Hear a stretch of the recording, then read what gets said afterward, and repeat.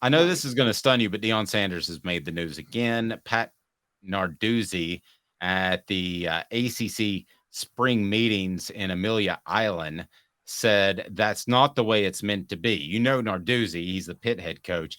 That's not what the rule intended to be. It was not to overhaul your roster. We'll see how it works out. But that to me looks bad on college football coaches across the country. The reflection is on one guy right now. When you look at it over all those kids that have moms and dads and brothers and sisters and goals in life, I don't know how many of those 70 that left really wanted to leave or they were kicked in the butt to get out. Sorry, you get paid now. The rules have changed. I would be right with Narduzzi if they weren't getting NIL money. But if you want to flip a roster, and you can because of the ability to run people off, and listen, Josh Heupel has done the same thing. I can name people players that told me they were told you're probably not going to play. It's best if you move on. Sorry. That's the way things work. You don't have to sit out a year anymore like you used to. You certainly don't have to pay your way like you used to if you weren't granted a release. Them's the bigs. That's life in the big cities. I can remember talking to somebody one time about, hey, we've got this great advertiser, but I hear that somebody else is coming after them. I'd hate to lose them. And he just said, that's life in the big city, Dave. And this is life in the big city. So if you don't like it, then I guess you could go to Europe and play football and probably be pretty good. But nowadays, you're getting paid. You have the ability to transfer out easily. You're not forced to sit out a year.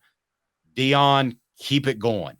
Josh Heupel, who's done some of this, I got no problem with it. And I would be the first person to call him out, Caleb. Did Brian Maher leave because he wanted to, or he was told it would be in his best interest? I'll leave it at that. I half agree. I think, yes, you have to do it. So, let me break it down. Yes, I understand if you do it carefully like Josh Heupel does. I don't think there should be any rules in place. I'm with you. From a moral perspective, it's not that I'm opposed morally to the recklessness of how Deion Sanders has done it, because he just overhauled the roster in a way that we've never seen anybody do that. I think this is a little reckless on Deion's part because, look, yes, coaches are going to do this, but there's still somewhat of, there is like market capitalism going on here, which is that coaches, this can hurt you in recruiting long-term if you're seen as a coach that runs everybody off immediately. So think about it this way. I don't think it can anymore. Go finish your point, but I don't think it does or can anymore. I think, when inflation exploded last year, a lot of companies, a lot of retail establishments realized that they all somewhat price gouged a little bit because they realized they could use inflation as an excuse to do it. Now, they were careful when they did it. But if Walmart decides, okay, we're not just going to slightly price gouge, we're going to triple all our prices just for the heck of it because we can, well, then they're going to lose a lot of competition. They're going to lose to a lot of their competition at that point. That's what Deion Sanders did. He didn't meticulously think, okay, maybe I should try to be careful and maybe send off this guy or this. He comes in, he's like, everybody's gone. Y'all are all out. I'm getting my guys. I think that sends a totally different message. And I think Pat Narduzzi is thinking, maybe he can get some elite transfers and get them from Deion Sanders, who's recruiting national with Colorado. I think Narduzzi is so behind the current state of college football that he is never, ever, ever going to catch up. I think he has been left behind. And he had gripes about Tennessee earlier before the Pitt game last year that were very antiquated. I think that guy's done and done. And I think he's going to hold on to what he can at Pitt. But the guys that are changing things are making the hard decisions. And 5 years ago, I would have said Josh Heupel shouldn't run off anybody because they have to sit a year unless they transfer down. And that's not right. But those rules are not there anymore. So go Deion, go Josh Heupel. And if players don't like it, they can base their decisions off that. But let's be real, too. If you're a guy that's not going to play, wouldn't you rather be told that? I mean, if somebody could come to you right now, Caleb, and say, this endeavor that you are taking part in, whatever it may be, maybe it's you collect Legos, and they say it's not going to work out, it's going to frustrate you, it's going to absolutely ruin your life. Well, that's what it's like sitting on the bench for 4 years and your football career is over because you're not good enough to play in the NFL. Wouldn't you want somebody to tell you that? Yeah, I don't have a problem with that, but I would also add this. I don't think that's all that's going on. If someone, I'm totally fine saying you're probably not going to play, you need to look elsewhere. There's a difference between that and just straight up pulling scholarships, though. And this is what I think is happening here in a lot of cases, because players, look, then if you're a lower level player who can't play at a high level, if I'm one of those guys that's never going to start at Colorado, I'd like to keep my scholarship and at least graduate from Colorado and get an education and have a degree in hand. If I'm not going to play at Colorado, I'm probably not going to the NFL. And if I'm a backup athlete that's that way, at least I can get a free education out of it. And I know that's old school thinking, but that's still a thing, because the minute, you know this, Dave, the minute you enter the transfer portal, you don't have a right to an education at that point. So you better hope you land the minute you enter the portal. So if I'm an underwhelming athlete, I'd rather be the backup and hold that scholarship just so I can at least have a degree in hand when this is all said and done. So it's one thing to tell the players, Well, hey, pay I think for you it. want to. Sorry? Pay for it. That's the thing. I don't want to force them out. I don't like forcing them out of their chance at a free degree. Okay, but here's your option. You can become a regular student at this school that you attend. You've already gotten in. Maybe your grades were lagging, but they got you in because you're an athlete. So used to be they would put these guys on, it was a medical red shirt, if you remember that. So they would keep their scholarships. Okay, but the University of Tennessee, you could pay for it by getting a job, which you would have free time because you're not playing football. I also know, and I'll check on this, that UT always said that as long as you left in good standing, you could come back and get your degree. Reggie Cobb did that. Fred White did that. Dwayne Goodrich did that. They didn't have to pay a dime. So is there some sort of catch-all for those guys that don't have anywhere to go, but you can still go down, play football, get a scholarship,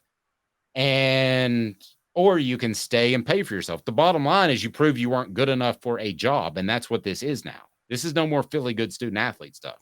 No, okay, here's what I'm saying. Let's put it this way. If you decide to enter the portal, all bets are off. We agree there, right? You decide that is your decision. No matter what a coach says, you decide to enter the portal. And for those that don't know, they don't have to take you back if you enter the portal. Yes, they don't have to take you back. If you choose not to enter the portal, regardless of what a coach says or is trying to do, I think 4 years of free education should be binding, provided you're in good academic standing, regardless of whether or not you're going to play or be able to start or anything like that. That's just where I'm at. I have no problem with them saying that, yes, you can still be on scholarship, like the old medical redshirt scholarships. That's what they would do. If a guy couldn't play, but he was a good dude and he didn't want to go elsewhere, they'd say medical redshirt. Well, if he were Peyton Manning, he'd have that knee worked on, right? But this guy wasn't good enough, and they figured it out. So they did that a lot. Yeah, I mean, I don't have a problem with them being kept on scholarship, but I also don't have a problem with them pulling scholarships. I mean, okay, you're not going to see this a lot. So Colorado should step up and say all the guys, if they want to stay and just be students, then they can keep their scholarship. So, and go to school. But what gets really weird, and not to get too deep in the weeds on this, is the athletic department actually pays the university. There is a transfer of money at the University of Tennessee, and I assume at the University of Colorado. So it's not as easy as me just saying like, hey, walk into the movies for free. I'm the guy that takes the ticket, but you go ahead. It's not quite that easy. So there are financial repercussions, but I would like to think somebody could figure that out and they would get to keep their scholarship. But I think most kids would want to transfer down and still play. Oh, I think so too. But that's leave that option with the kids is all I'm saying. You enter the portal, it's fair game. I'm not, I look, at that point, I am with you. It's a business. You made that decision. You are 18, you're 19, you're an adult. You made the decision. You risked it all. You better hope you find somewhere. But yeah, but Caleb, I do see what you're saying, but in practicality, it's not going to work. Because if I put my arm around you and I say, son, it ain't working out, and you say, well, no, I'm keeping my scholarship, and you're saying that I, as a coach, shouldn't pull that, then I'm going to make life a living hell on you in practice every day until you leave. Okay, but you see what I'm saying? I mean, that's the way it's going to play out. Deion's going to have some dude running 5 million wind sprints every practice. Okay, and this is where the school should step in and say, okay, maybe the scholarship, we'll find a way to help you keep your scholarship. But again, this is why you have to be artful with it. The artful dodger, Conjure Holloway. You got to be the artful dodger, and you have to be a little more careful, which is, okay, if it's one or two people, like if Josh Heupel says this to Brian Maurer, and Brian Maurer decides to want to stay at the university, and the university finds a way to keep his contract, or keep his scholarship, excuse me. You can't do that with like 60 people. You can't do that with 2/3 of the football team. Yeah, I think that's what's happening. No, I mean, you can't. The school can't keep the school can't like keep the scholarships of 2/3 of the football team at that point. And so I think it's just reckless for Deion to go this level.